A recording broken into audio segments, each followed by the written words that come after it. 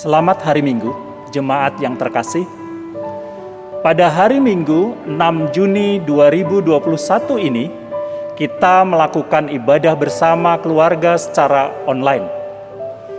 Ibadah hari ini akan dilayani oleh Pendeta Agus Wianto dan Penatua Elisa Bernike Sunarko. Marilah kita menyiapkan hati untuk memasuki peribadatan ini.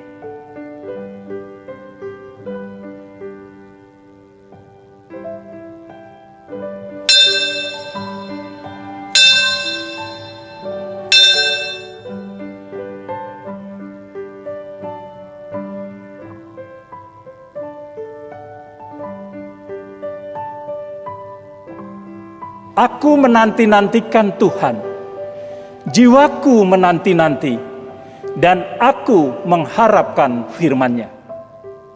Jiwaku mengharapkan Tuhan lebih daripada pengawal mengharapkan pagi. Berharaplah kepada Tuhan, hai Israel, sebab pada Tuhan ada kasih setia, dan Ia banyak kali mengadakan pembebasan.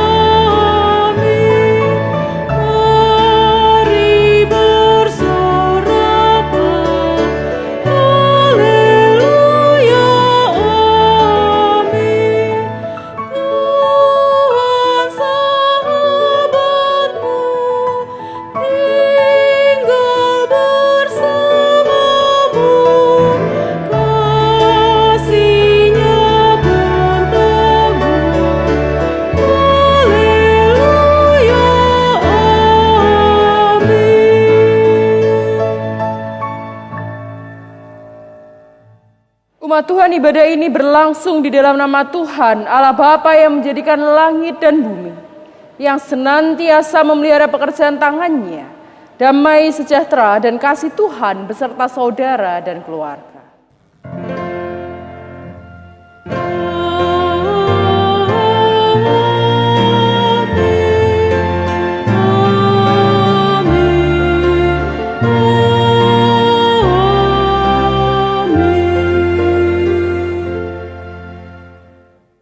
Umat yang dikasihi Tuhan, tema ibadah minggu kita hari ini adalah kita adalah saudara. Di dalam Injil Markus 3 ayatnya yang ke-35, Tuhan Yesus mengatakan, barang siapa melakukan kehendak Allah, dialah saudaraku laki-laki, dialah saudaraku perempuan, dialah ibuku. Kiranya ibadah hari ini membangkitkan semangat kita untuk memahami dan melakukan apa yang dikehendaki Allah dalam hidup kita.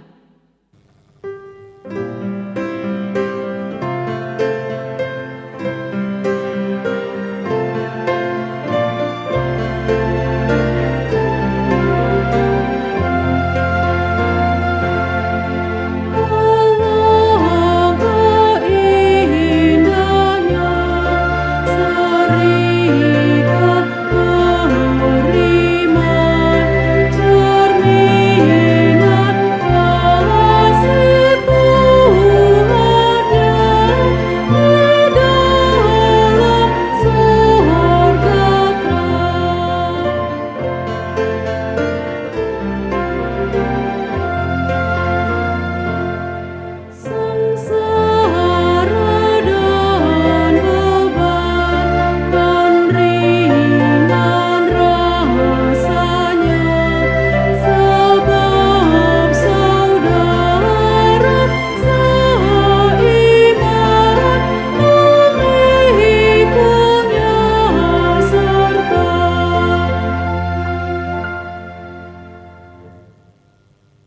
Umat Tuhan yang terkasih, marilah kita datang ke hadapan Tuhan, membawa pengakuan terhadap dosa dan pelanggaran kita. Kepada setiap kita diberi kesempatan untuk berdoa secara pribadi.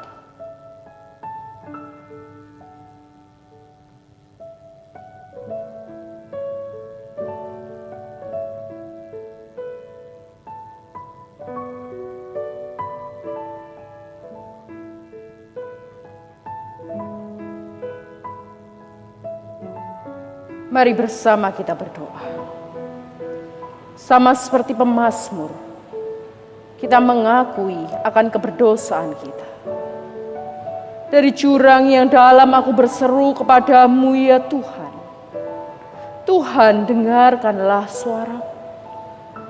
Biarlah telingamu menaruh perhatian kepada suara permohonanku. Jika Engkau ya Tuhan mengingat-ingat kesalahan-kesalahan, Tuhan, siapakah yang dapat tahan? Tetapi padamu ada pengampunan, supaya Engkau ditakuti orang. Terima kasih ya Tuhan untuk pengampunan-Mu yang tidak terbatas. Dalam nama Tuhan Yesus, kami berdoa. Amin.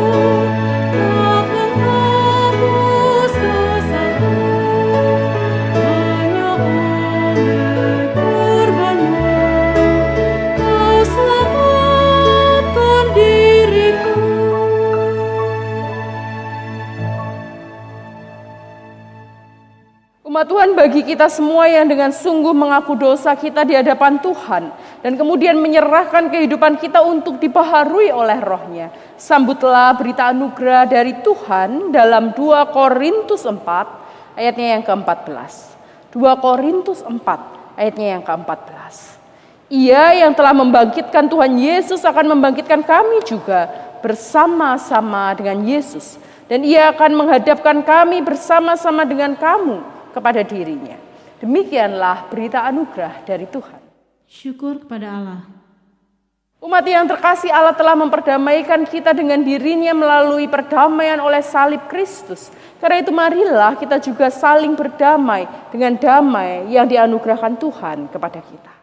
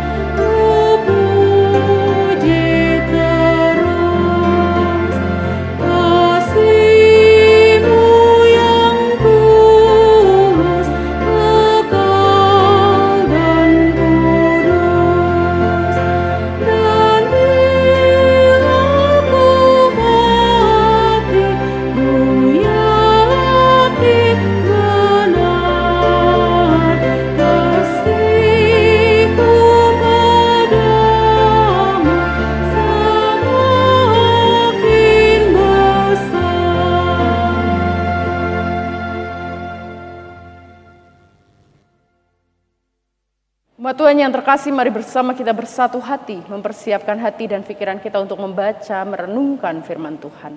Mari kita berdoa. Ya Tuhan Allah kami datang ke hadirat-Mu membawa seluruh kerinduan hati kami. Dalam rasa syukur yang tak henti karena Tuhan terus menganugerahkan waktu dan kesempatan kepada kami untuk beribadah dan kembali menggali firman Tuhan. Ada kerinduan yang besar bagi kami untuk disegarkan oleh pesan firman Tuhan. Maka biarlah Tuhan berbicara kepada setiap kami dan menyatakan kehendak Tuhan melalui firman yang Tuhan sampaikan kepada kami. Dan biarlah roh Tuhan juga menolong kami untuk boleh melakukan firman itu di dalam kehidupan kami. Hamba-Mu yang lemah yang akan menyampaikan firman Tuhan, biarlah Tuhan urapi, sehingga boleh berkata-kata sesuai dengan apa yang Tuhan ingin sampaikan. Terima kasih Tuhan Yesus, di dalam nama-Mu kami berdoa. Amin. Umat Tuhan, Tuhan Yesus menegaskan bahwa semua orang yang melakukan kehendak Allah adalah keluarganya. Dengarkanlah Injil Yesus Kristus dalam Markus 3, ayatnya yang ke-20 sampai 35, sebagaimana diceritakan di dalam video berikut.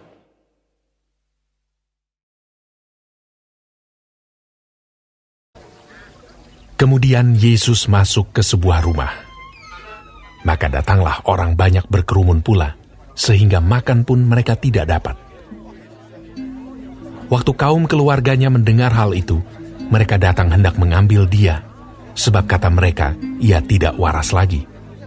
Dan ahli-ahli Taurat yang datang dari Yerusalem berkata, ia kerasukan Beelzebul. Dan dengan penghulu setan, ia mengusir setan. Yesus memanggil mereka, lalu berkata kepada mereka dalam perumpamaan, bagaimana iblis dapat mengusir iblis? Kalau suatu kerajaan terpecah-pecah, kerajaan itu tidak dapat bertahan. Dan jika suatu rumah tangga terpecah-pecah, rumah tangga itu tidak dapat bertahan. Demikianlah juga kalau iblis berontak melawan dirinya sendiri, dan kalau ia terbagi-bagi, ia tidak dapat bertahan, melainkan sudahlah tiba kesudahannya. Tetapi tidak seorang pun dapat memasuki rumah seorang yang kuat untuk merampas harta bendanya apabila tidak diikatnya dahulu orang kuat itu. Sesudah itu, barulah dapat ia merampok rumah itu. Aku berkata kepadamu, sesungguhnya semua dosa dan hujat anak-anak manusia akan diampuni. Ya, semua hujat yang mereka ucapkan. Tetapi apabila seorang menghujat Roh Kudus, ia tidak mendapat ampun selama-lamanya, melainkan bersalah karena berbuat dosa kekal. ia berkata demikian karena mereka katakan bahwa ia kerasukan roh jahat. Lalu datanglah ibu dan saudara-saudara Yesus. Sementara mereka berdiri di luar, mereka menyuruh orang memanggil dia. Ada orang banyak duduk mengelilingi dia. Mereka berkata kepadanya, "Lihat, ibu dan saudara-saudaramu ada di luar dan berusaha menemui engkau." Jawab Yesus kepada mereka, "Siapa ibuku dan siapa saudara-saudaraku?" Ia melihat kepada orang-orang yang duduk di sekelilingnya itu dan berkata, "Ini ibuku dan saudara-saudaraku. Barang siapa melakukan kehendak Allah, dialah saudaraku laki-laki, dialah saudaraku perempuan, dialah ibuku." Demikianlah Injil Yesus Kristus. Berbahagialah setiap kita yang mendengarkan firman Tuhan, memeliharanya dan melakukannya di dalam hidup keseharian kita. Haleluya.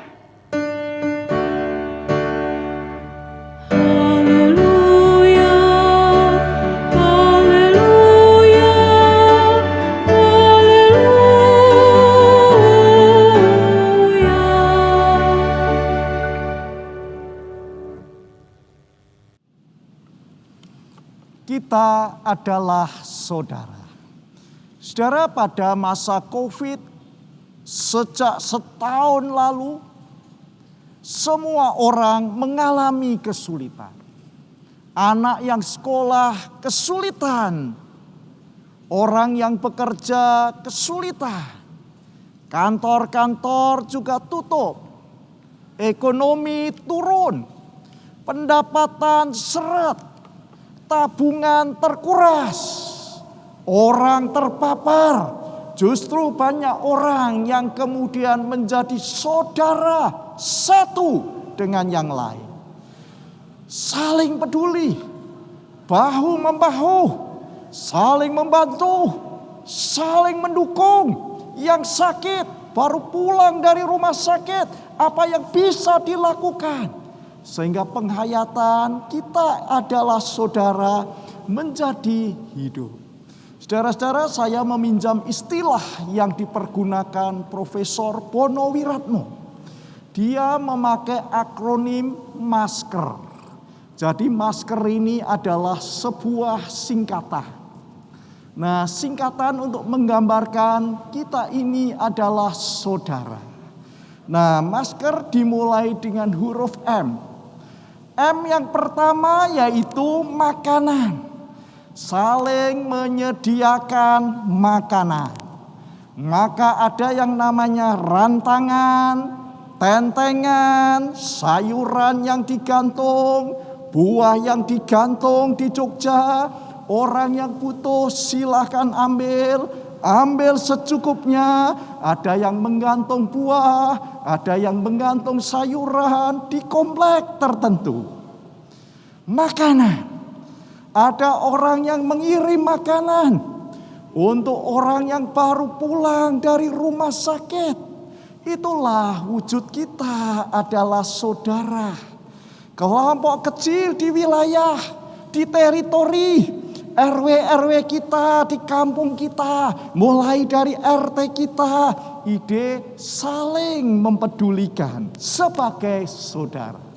Termasuk juga GKI Cinere, ide saling membantu saat pemulihan menjadi saudara, saat penyembuhan, recovery, orang butuh bantuan, saudara seiman datang ngapain? Membantu. Itulah M yang pertama, makanan. Orang yang tidak bisa belanja, akses belanja, dibantu dengan komisi kespelnya. Sehingga itulah kita mencoba menghidupi, kita adalah saudara dengan M yang pertama. Yang kedua, A. A adalah agama. Agama bukan menjadi tembok pemisah yang memisahkan satu dengan yang lain, tetapi yang menyatukan antar iman di dalamnya. Warga saling kirim doa, saling menyapa, saling mendoakan. Tolong didoakan, saling mendukung dalam doa. Dengan WA-nya, dengan teleponnya, menjadi alat komunikasi yang penting. Itulah. Saudara, ketika istri saya dioperasi 14 April yang lalu, teman-teman juga menyapa, mendoakan. Teman lintas iman dari teman-teman yang beragama lain Muslim mendoakan. Teman dari Buddhis mendoakan dengan agamanya. Bukankah itu wujud persaudaraan yang sangat indah? Kita adalah saudara. Ketika seseorang sakit dan butuh bantuan, itulah saudara-saudara, menghidupi kita adalah saudara. Nah, S-nya kalau sudah M, A, S, saudara. Saudara ditemukan dalam diri saudara-saudari yang baru. Saudara dan saudari di dalam Kristus yang hidup di dalam cinta Allah. Saudara memang itu dari ikatan darah keluarga, hubungan kekerabatan. Tapi persaudaraan menjadi persaudaraan yang lebih luas, persaudaraan yang baru di situ. Saya dari Temanggung, saya punya satu adik, satu saudara kandung. Istri saya dari Magelang, dia punya 2 saudara kandung, dia bertiga. Tapi saudara yang baru ditemukan, makin meluas. Persaudaraan yang luas ini, itu S yang ketiga. Sehingga persaudaraan ini perlu dirawat, dijaga, ditumbuhkan. Sehingga makin tumbuh subur selama pandemi ini hidup sebagai saudara. Berikutnya yaitu K. K yaitu komunitas. Komunitas persekutuan. Jadi komunitas bukan hanya tempat kumpul-kumpul saja, tetapi menjadi tempat persekutuan yang saling mendukung, saling menguatkan. Ada yang inisiatif, ada yang menyambut, jadi sebuah gerakan kecil. Ada inisiatif tertentu menggerakkan yang lain, menggerakkan wilayah, menggerakkan lingkungan. Itulah kemudian menjadi komunitas yang hidup ketika kita menghayati kita adalah saudara. Saudara, lalu berikutnya adalah emosi, dukungan emosional. Manusia tidak hanya dikaruniai fisik saja, tetapi punya hati, punya emosi, sumber perasaan yang pusatnya ada di hati. Hati yang banyak bicara, bukan lagi rasio dengan berpikir untung atau rugi. Saudara, yang terakhir yaitu R, masker, R, religiusitas. Pertumbuhan spiritual, pertumbuhan rohani. Religius bukan hanya di gereja. Selama ini gereja kosong, gereja masih sepi, gereja masih kebaktiannya online. Tapi nilai-nilai spiritualitas justru tumbuh di mana? Dari rumah. Ketika kita menghayati bersama sebagai keluarga, orang tua dan anak, menantu dan cucu, beribadah bersama di ruang yang sama. Rumah menjadi home church, rumah menjadi altar bersama untuk memuji Tuhan. Dan juga tempat untuk mempraktekkan kasih itu keluar. Saudara, maka benar yang dikatakan di sini, kita adalah saudara. Yesus mendobrak apa? Persaudaraan yang sempit. Persaudaraan yang hanya dikungkung dengan ikatan darah. Persaudaraan yang dikungkung dengan ikatan famili. Kehidupan yang hanya dikungkung dengan keluarga dari Nazaret, keluarga Yusuf dan Maria. Tapi dibangun sebuah bentuk persaudaraan yang baru, yang namanya persaudaraan yang lebih luas di situ. Persaudaraan yang baru berarti saudara-saudari yang mau melakukan kehendak Allah dalam hidupnya. Lalu saudara-saudara, teks hari ini sebetulnya mau bicara bagaimana kita membuat persaudaraan yang baru. Tapi bacaan dari Injil Markus di sini mau menggambarkan gimana sejarahnya. Sejarahnya kok sampai keluarga Yesus, saudara-saudara Yesus mudah percaya. Ceritanya di sini kan Yesus dianggap tidak waras, lalu saudara-saudaranya kok mudah percaya. Ceritanya demikian, saudara-saudara. Yang pertama dimulai dengan Yesus berkarya. Karyanya itu dikagumi, dicari banyak orang. Itu yang pertama, saudara. Nah, Yesus hadir dengan tempat untuk melakukan mujizatnya, tempat untuk mengajarnya di Kapernaum sebagai kota Yesus. Yesus meninggalkan dusun Nazaret, berkarya di mana? Kapernaum. Inilah yang digambarkan Injil Markus. Maka beberapa catatan dari Injil Markus mencatat orang senang dengan pengajaran Yesus.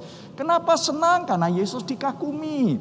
Cara ngajarnya enak, cara ngajarnya lain seperti ahli Taurat biasa. Kata Markus 1 ayat 21. Nah, orang-orang kagum, lalu orang-orang menjadi takjub. Karena bukan hanya mengajar, Yesus menyembuhkan orang, termasuk orang yang kerasuk setan. Di mana? Di Markus 1 ayat 28. Jadi karyanya ajaib, Yesus dikagumi. Tapi juga dicatat banyak orang yang suka berkerumun mendengar ajaran Yesus. Markus 3 ayat yang ke-20 di situ. Bahkan sampai dengan Injil Markus 6 ayat 2, jemaat yang besar masih takjub kepada Yesus itu. Tapi pertanyaannya, apakah orang yang takjub hanya berhenti jadi takjub saja? Apa mereka mengerti identitas Yesus dan siapa Yesus? Saudara, ini yang kedua. Saudara, Yesus hanya berhenti dicari dan dikagumi dengan rasa takjub. Tapi yang kedua, orang banyak ternyata tidak mengenal kalau ditanya siapa Yesus, identitas Yesus. Apa misi Yesus tidak dikenali. Ini kok bisa? Bisa jawabnya. Karena orang hanya terpaku pada mujizatnya. Padahal siapa Yesus? Yesus anak Allah yang hidup. Itu Markus 1 ayat 1 kan. Orang hanya menerima mujizatnya, kagum, lalu terus cari tanda-tanda. Inilah gambar orang yang terpesona. Inilah gambar orang yang terpana dengan ajaran. Tapi tidak sampai pada kenal pribadinya secara mendalam. Ini yang ironis. Tapi itu yang dikatakan Injil Markus. Jikalau kita membaca Injil Markus dan mendekatinya sebagai sebuah narasi. Dari Markus 1 sampai Markus 6. Orang hanya senang pada mujizat. Tapi tidak tahu, tidak kenal apa identitas Yesus itu. Nah, apa refleksinya bagi kita? Bisakah kita sampai pada tahap ini? Bisa. Bisakah kita sekarang sebagai orang beriman hanya kagum pada ajaran Yesus tapi tidak mengenal identitas dan misinya? Jawabnya adalah bisa. Karena kita hanya menempatkan diri sebagai kerumunan. Seperti orang banyak. Orang banyak itu hanya disebut kerumunan, kelompok yang berkumpul di sekitar Yesus. Mereka yang kagum dengan mujizat Yesus. Mereka yang ada di arena tapi bukan jadi murid. Jadi apa? Jadi penonton. Itu nomor 2, saudara-saudara. Orang tidak kenal identitasnya, maka misi Yesus sebagai anak Allah juga tidak dikenali. Nah, ceritanya, saudara-saudara, di bacaan kita ada sekelompok orang. Sekelompok orang ini tidak suka kepada Yesus. Kalau ditanya kok tidak suka, siapa mereka yang tidak suka? Jawabnya adalah para pemimpin agama Yahudi. Mereka pemimpin agama berarti mereka tokoh yang berpengaruh, iya, karena mereka adalah leadernya pemimpin agama. Nah, mengapa mereka kok sampai tidak suka kepada Yesus? Karena mereka tersaingi. Jadi orang yang tersaingi merasa tidak suka. Yesus lebih hebat, itu kata orang banyak tadi. Lalu apa yang dilakukan orang pemimpin itu? Ya nyebar berita. Berita apa yang disebar? Berita bohong. Kenapa berita bohong? Supaya orang terpengaruh ini. Maka menanam sebuah opini bacaan kita. Opini apa? Saudara-saudara, Yesus kerasukan roh jahat Beelzebul ini. Nah, memang biasanya orang yang tidak suka nyebar dengan opini negatif, dengan berita hoax, berita yang tidak benar. Dan seperti sekarang, berita yang tidak benar seringkali lebih manjur, seringkali lebih meresap di kepala orang, seringkali orang gampang percaya. Mengapa, saudara-saudara? Karena digembar-gemborkan terus. Berita yang tidak benar begitu digemborkan terus, makin banyak digemborkan, bisa itu terpengaruh pada orang.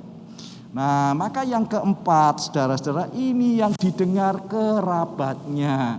Kerabat Yesus, siapa dia? Keluarga dekat Yesus. Siapa dia? Keluarga Maria Yusuf. Dari mana? Dari dusun Nazaret.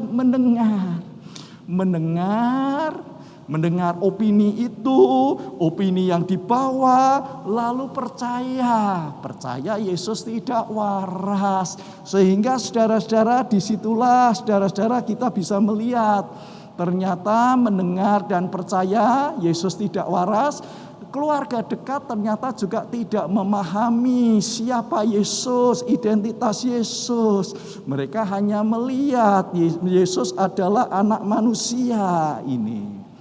Maka ceritanya, saudara-saudara, keluarga dan kerabat yang percaya ini datang datang mau menjemput Yesus, datang mau mengambil Yesus. Bagaimana kok kaum kerabat atau saudara dekat kok bisa sampai pada pemahaman yang seperti ini, saudara-saudara? Ya karena hanya mendengar sehingga tidak memahami identitasnya. Maka di sini kemudian Yesus membuat yang namanya persaudaraan baru, hidup sebagai persaudaraan baru. Nah, mari kita lihat. Yesus mendobrak persaudaraan sempit berdasarkan famili, keluarga Nazaret yang dihayati sebagai keluarga inti. Lalu secara fisik itu dikembangkan hubungan secara luas. Ini persaudaraan baru ini. Mari kita bandingkan persaudaraan secara sempit dengan persaudaraan secara luas. Persaudaraan secara sempit karena ikatan darah, hubungan kekerabatan, selalu jadi saudara. Dari satu generasi, ayah kita, ibu kita, kakek kita, nenek kita, yaitu persaudaraan sempit, kita saudara. Kerabat Yesus yang datang dari mana? Nazaret, dari keturunan Yusuf dan Ibu Maria sebagai ring pertama.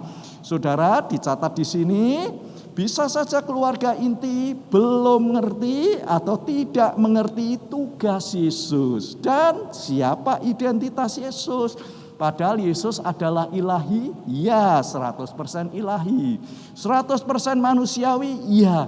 Punya sifat Allah, ya. Punya sifat Allah untuk membuat mujizat, iya. Menyembuhkan yang sakit, iya. Menyembuhkan yang lumpuh, iya. Mengusir setan, iya. Mengampuni dosa, iya. Nah, keluarga inti ternyata terpengaruh omongan orang. Ini yang terjadi. Omongan yang dihembuskan oleh ahli Taurat. Yesus kerasukan roh jahat Betsebul. Maka datang untuk mengambilnya karena pikirnya Yesus tidak waras lagi. Saudara-saudara, persaudaraan secara luas yaitu orang yang mengikuti Yesus. Ini yang disebut saudara secara baru. Mengikuti Yesus berarti hatinya terbuka kepada Kristus. Hatinya terbuka kepada Kristus berarti hatinya akan diisi oleh daya kekuatan Roh Kudus untuk mengerti siapa Yesus. Maka Markus 3 ayat 35, saudaraku laki-laki, saudaraku perempuan adalah mereka yang sama-sama melakukan kehendak Allah seperti dilakukan Yesus. Jadi artinya apa? Yang mau percaya pada Kristus, yang mau ikut Dia, tapi yang mau terus diisi oleh anugerahnya, itulah persaudaraan yang baru. Saudara-saudara, bagaimana memahami persaudaraan yang baru? Persaudaraan yang baru yaitu saudara dan saya yang mau ikut Allah dan mau menjalani kehendaknya dengan menempatkan Yesus sebagai kepalanya. Jadi persaudaraan yang baru bukan hanya kumpul-kumpul, bersekutu, seneng bareng, kemana-mana bareng, akrab-akraban bareng, itu namanya kerumunan aja, penonton. Tapi saudara yang mau ikut Allah, menjalankan kehendaknya, dan itu tidak gampang, tidak semua orang mau. Maka digambarkan tinggal bersama Kristus. Hidupnya terus diresapi dengan cinta Kristus, itulah persaudaraan yang baru. Maka ketika kita membahas kita adalah saudara dan saudari dalam Kristus, berarti satu, kita mau ikut Yesus, ya. Kedua, sudahkah kita berjalan di jalan Kristus? Itu pertanyaan kita. Dan yang ketiga, apakah kita ikut jalan yang ditempuh Kristus? Lalu kalau ditanya siapa saudara dan saudari yang baru? Kita adalah kelompok kecil, bukan kelompok besar. Siapa konkretnya kelompok kecil itu? Ya kelompok 12 murid. Ditambah kelompok yang simpati, yang bersimpati kepada Yesus dan selalu ada di dekat Yesus.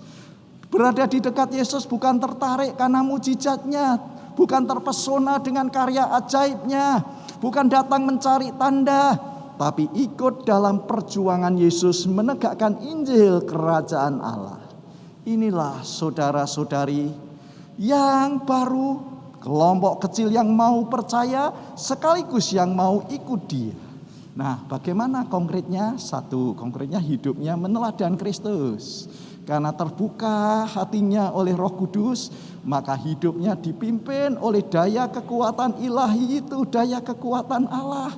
Sehingga pola hidup Kristus jadi hidup kita. Yang kedua, tiap hari diisi dengan anugerahnya. Dan ini diperjelas dengan bacaan kita. Bacaan pertama itu ada di Kejadian 3. Bacaan pertama Kejadian 3 mau menggambarkan manusia pertama. Manusia pertama gagal dalam rancangan hidupnya. Maka ini menjadi pelajaran bagi kita. Saudara, pertanyaannya, mengapa manusia pertama gagal di Taman Eden? Gagal diciptakan untuk tujuan tertentu, gagal menjalankan fungsinya, itulah. Lalu mau apa dengan manusia yang hidupnya gagal ini, saudara-saudara? Bacaan kita justru membuat waspada. Waspada karena kegagalan menjalankan misi hidup, kegagalan itu bukan menjadi kata akhir ini. Itu inti dari bacaan pertama kitab Kejadian 3. Manusia gagal karena apa? Karena punya pengetahuan baik dan punya pengetahuan jahat. Memang manusia punya pengetahuan, punya ilmu, bisa bernalar, bisa berpikir, punya logika. Tetapi pengetahuan ternyata tidak menuntun manusia kepada kebaikan. Pengetahuan ternyata tidak menuntun dan membawa manusia kepada jalan yang benar. Pengetahuan justru menuntun kepada kesesatan. Pengetahuan justru menuntun manusia pertama di Eden saat itu melakukan kejahatan, dan itu yang digambarkan di dalam narasi kitab Kejadian 3 itu. Pengetahuan justru membuat tidak taat kepada Allah, bahkan membuat manusia pertama gagal menjalankan misi Allah yang dibebankan di pundaknya. Apa aplikasinya bagi kita, saudara-saudara? Pengetahuan itu bagaikan pedang yang bermata dua. Satu sisi menuntun kita kepada jalan kebaikan. Tapi bisa juga kalau kita abai, satu sisi menuntun kepada kejahatan, keserakahan, kesembronoan, kecongkakan, dan lain sebagainya. Manusia bisa membuat bom pada teroris, bom bunuh diri, mencelakakan orang. Tapi pengetahuan bisa menjadi ilmu yang menolong orang lain, menolong dengan kebaikan sesama. Jadi kalau begitu, pengetahuan baik, pengetahuan jahat bisa menuntun kepada manusia untuk memuliakan Allah, hidupnya untuk memuliakan hidup manusia lainnya, atau untuk menjauhi Allah. Pengetahuan bisa mengantar manusia kepada kesombongan diri. Puas diri, ini saya. Tidak peduli pada sesama, tidak memperhatikan Allah, dan di sini muncul yang namanya kekacauan hidup. Kekacauan hidup membuat kekacauan relasi antar manusia, dan itu yang digambarkan dengan jelas di dalam Kejadian 3 tadi. Apalagi dalam narasi Kejadian 3 ini, manusia tidak bisa menghadapi yang namanya godaan dari luar dengan bijak. Alias manusia pertama menuruti yang namanya keinginan sendiri. Lihat buah pengetahuan baik dan jahat menarik hati, tanpa mempertimbangkan apakah itu sesuai dengan kehendak dan rencana Allah. Tidak. Akibatnya manusia saling menyalahkan, saling mencari pembenaran, lempar kesalahan satu kepada orang lain, mencari kambing hitam dan sebagainya. Dan itulah yang dicatat kegagalan manusia pertama di Eden. Saudara, maka ketika ada kegagalan manusia di Eden yang di dalam rancangan hidup Allah diciptakan untuk memuliakan Allah ternyata gagal, maka manusia supaya tidak gagal, maka belajarlah dari Kristus. Kristus yang menjalankan kehendak Allah, menjalankan kehendak Allah itu dengan sempurna. Tuhan mengundang kita melakukan kehendak Allah supaya tidak gagal menjalankan fungsinya dalam menjalankan mandat yang Allah berikan di pundak kita. Bagaimana konkretnya? Hiduplah dengan meneladan Kristus. Hidup dipimpin oleh Roh. Ikuti daya kekuatan Allah sehingga pola hidup Kristus jadi pola utama kita. Hidup tiap hari yang selalu disegarkan dengan anugerahnya, anugerah Tuhan yang mengisi hidup kita. Lalu kita akan memakai pengetahuan kita untuk menuntun kepada kebaikan. Nah, saudara, hidup dua orang bersaudara digambarkan di Eden. Manusia pertama ternyata tidak saling membangun. Tidak hidup sebagai saudara yang saling mendukung, tapi berakhir dengan saling menyalahkan untuk membenarkan diri sendiri. Apakah mereka menjadi saudara, menjadi sekutu, menjadi partner, atau mereka gagal melakukan fungsinya di Taman Eden? Tapi Allah tetap mengasihi ciptaannya itu. Pesannya satu, saudara-saudara, manusia itu seringkali bersikap kekanak-kanakan terhadap dosa. Bersikap abai terhadap pelanggaran.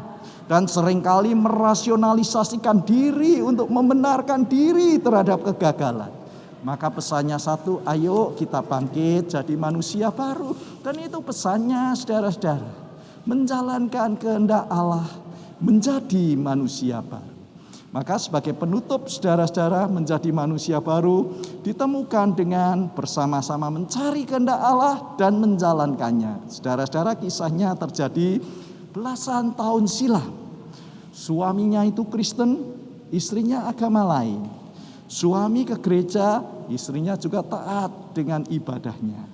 Mereka saling menghormati, tidak ada masalah. Pasangan ini pasangan yang sudah lanjut usia, tidak punya anak. Di rumah mereka hanya berdua. Suatu ketika, saudara-saudara, suaminya sakit dirawat.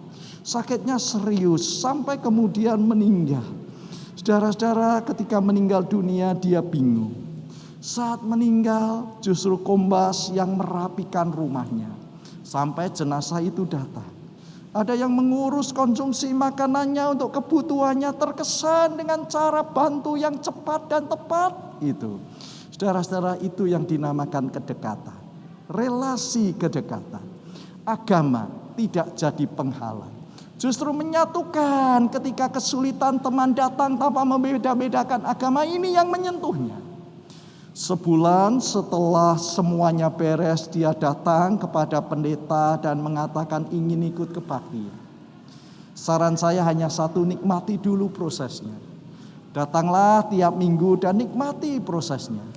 Datang 3 bulan, dia kemudian berkata, saya mau belajar kateksasi. Saudara menemukan saudara baru dari 2 orang suami istri. Kemudian suaminya dipanggil, famili yang lain jauh tinggal di luar kota.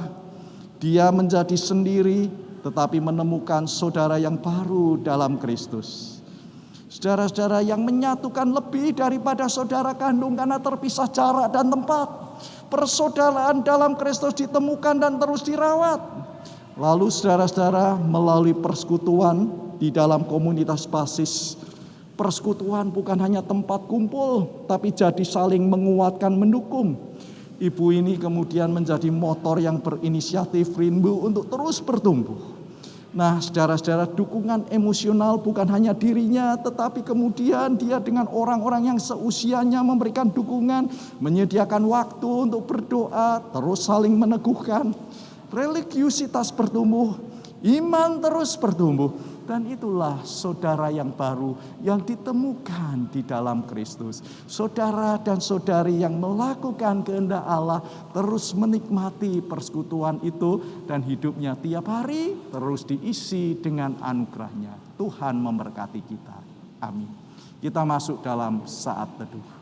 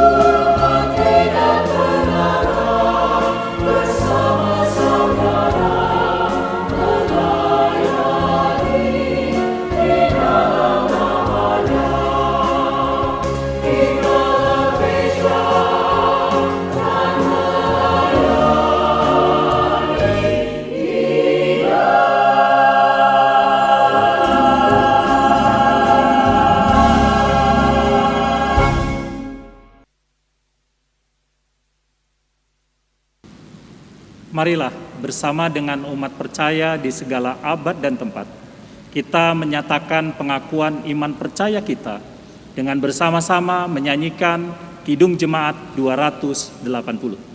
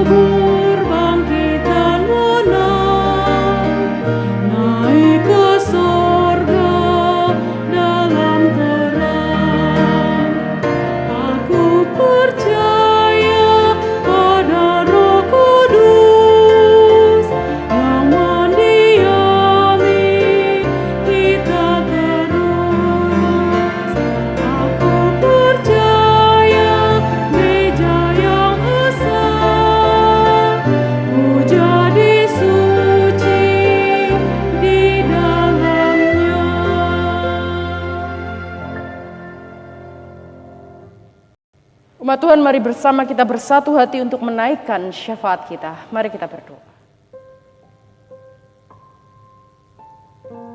Tuhan, kami sungguh bersyukur karena Engkau menganugerahkan kepada kami persekutuan dalam iman kasih Kristus. Saudara seiman yang senantiasa menopang dan menolong dalam segala situasi dan kondisi. Dan kini Bapa bersama dengan umat percaya di segala tempat kami menyatukan hati kami untuk menaikkan setiap syafaat kami. Kami rindu berdoa untuk bangsa dan negara kami. Ya Tuhan, biarlah Tuhan terus mengurapi pemerintahan kami dengan hikmat yang daripada-Mu, sehingga pemerintah boleh mengambil setiap kebijakan yang berpihak kepada rakyat, setiap peraturan-peraturan yang menolong kepentingan bersama. Dan berdoa untuk program vaksinasi yang juga terus dilakukan oleh pemerintah. Biarlah Tuhan boleh menolong, sehingga program ini boleh diikuti oleh sebanyak mungkin warga negara. Dan menolong pemulihan bagi bangsa kami. Kami berdoa untuk gereja Tuhan GKI Cinere. Kami bersyukur untuk setiap penyertaan Tuhan. Kami bersyukur untuk setiap hal kegiatan yang boleh kami lakukan. Dan biarlah Tuhan boleh terus memakai gereja Tuhan ini untuk kemuliaan nama Kristus. Kami juga rindu berdoa untuk para pekerja Tuhan di mana-mana tempat. Biarlah Tuhan juga terus urapi para pengerja Tuhan ini dengan hikmat daripada Tuhan. Semangat yang daripada Tuhan. Kesehatan dan perlindungan. Sehingga setiap pengerja Tuhan boleh mengabarkan misi Kristus di tengah tantangan zaman yang terus berkembang. Kami juga berdoa untuk setiap kami di tengah segala pergumulan kami. Biarlah Tuhan boleh hadir, menyatakan kehendak Tuhan, dan menolong setiap kami. Kami mau naikkan ya Bapa syafaat ini ke dalam tangan kasih Kristus. Biarlah hanya kehendak Tuhan saja yang terjadi di atas kehidupan kami. Di dalam nama Tuhan kami berdoa. Amin. Mari kita membawa persembahan kepada Tuhan dengan mengingat Mazmur 96 ayat 8. Berilah kepada Tuhan kemuliaan namanya, bawalah persembahan dan masuklah ke pelatarannya. Bagi jemaat yang rindu untuk memberikan persembahan syukurnya, dapat mengirimkan dengan cara transfer pada rekening GKI Cinere di Bank Mandiri dengan nomor 101 00 801 455802. Jemaat dapat memberikan keterangan apakah persembahan kantong hitam, kantong merah, persembahan bulanan, atau persembahan syukur lainnya, atau melalui scan QR Code dalam warta jemaat.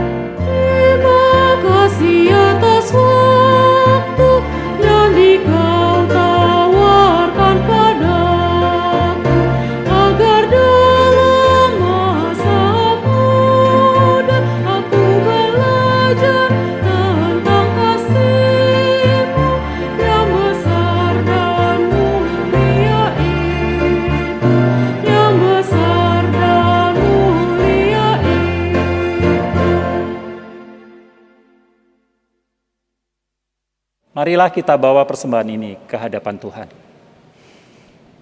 Bapa yang penuh kasih, Allah yang begitu baik, Allah yang begitu peduli pada kami.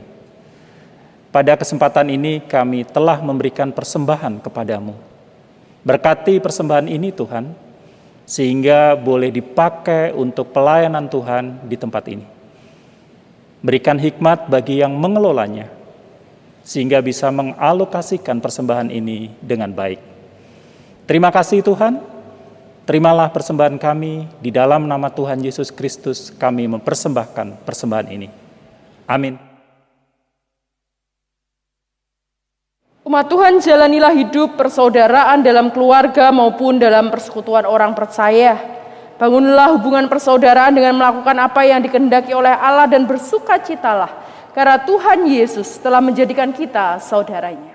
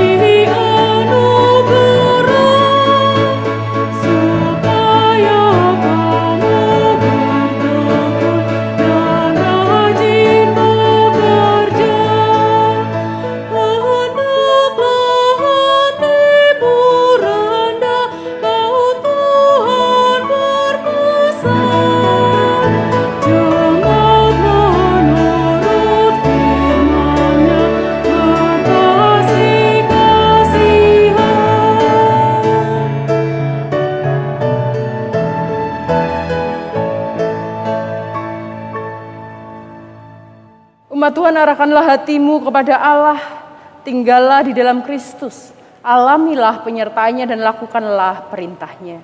Terimalah berkat dari Tuhan. Tuhan memberkati kita dan melindungi kita. Tuhan menyinari kita dengan wajah-Nya dan memberi kita kasih karunia. Tuhan menghadapkan wajah-Nya kepada kita dan memberi kita damai sejahtera. Amin.